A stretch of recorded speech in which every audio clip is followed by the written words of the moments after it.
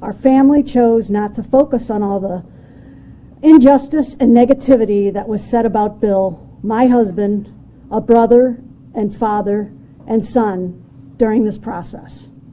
Instead, we surrounded ourselves with faith, family, friends, and love, and those who knew what a good man Bill was and that loved him. All the slanders and comments and judgments and unfounded and simply not true to slander a good man's name and try to tarnish his reputation and spew hate is just to change the sentence. That was a horrible thing. Your past doesn't define you. You can do something horrific in your past, but you could be a better person today. Johnson's daughter is now 19. When I was 17, my daughter Corey was born,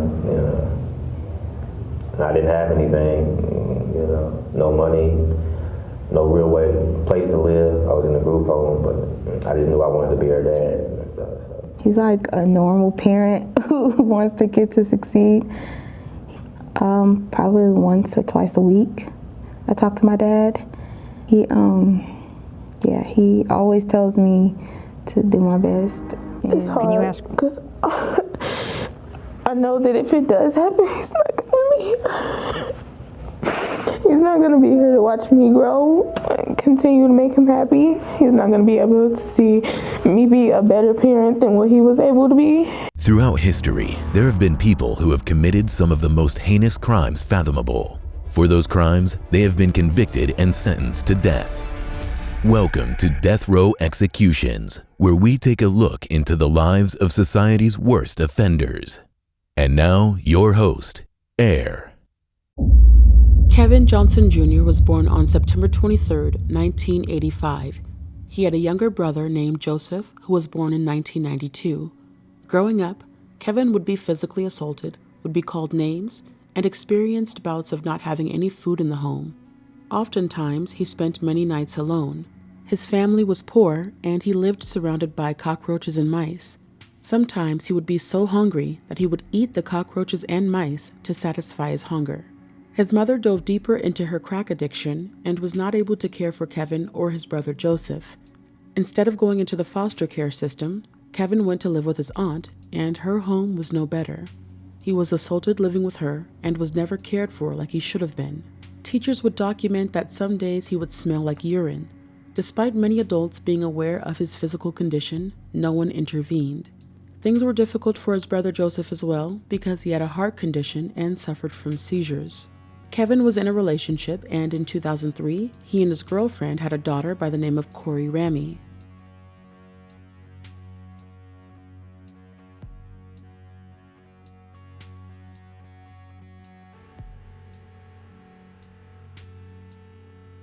In the afternoon on July 5, 2005, officers were in the Meacham Park area investigating the ownership of a vehicle.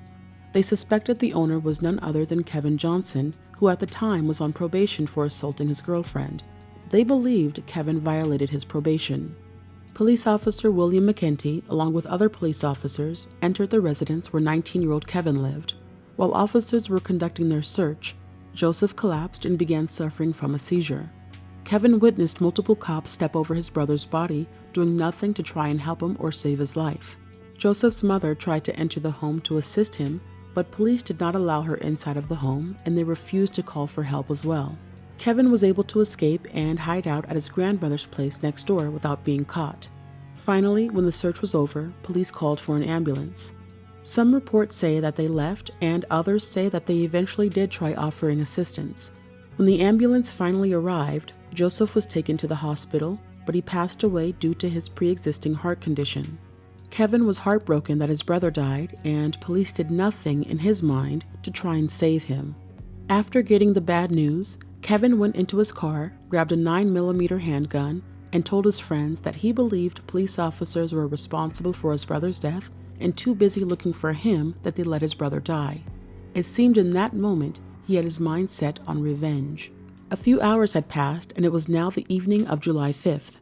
Sergeant McEntee and other officers returned to Meacham Park, responding to a report of fireworks in the neighborhood.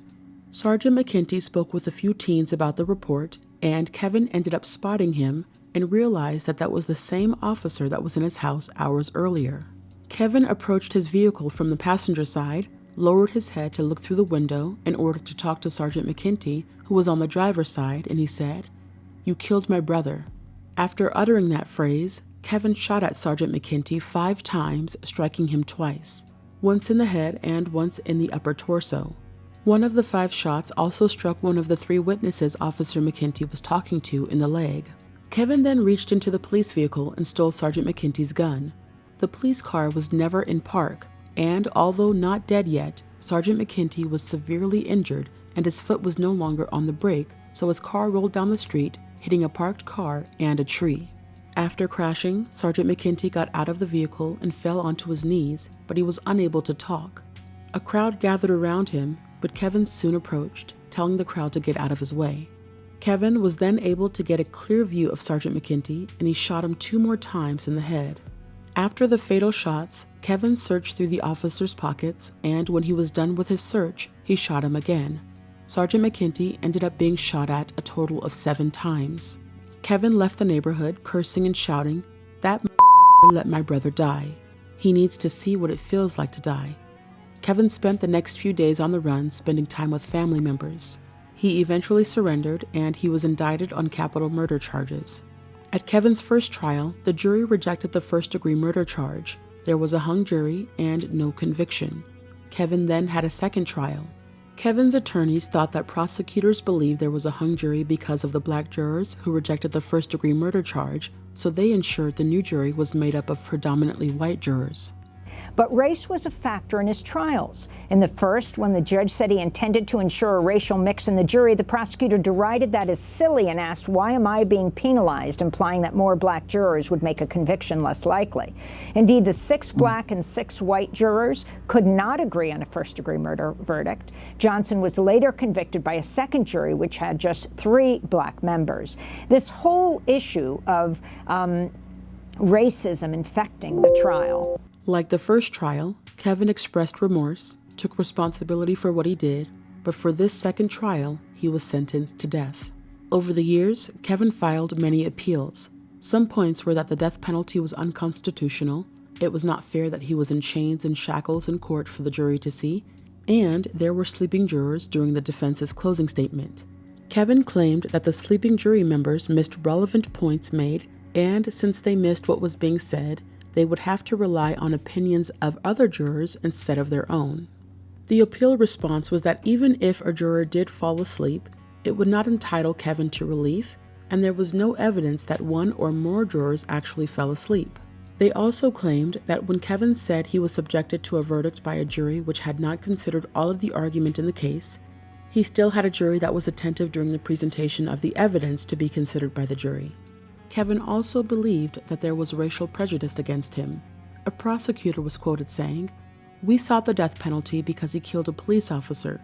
He shot him 5 times when he walked up to the patrol car. Then after McEntee's car crashed and he was helped out of the car by neighbors, he walked up to him and shot him 2 more times when he was on his hands and knees. Then he grabbed McEntee's gun and marched down the street in front of everybody waving the guns.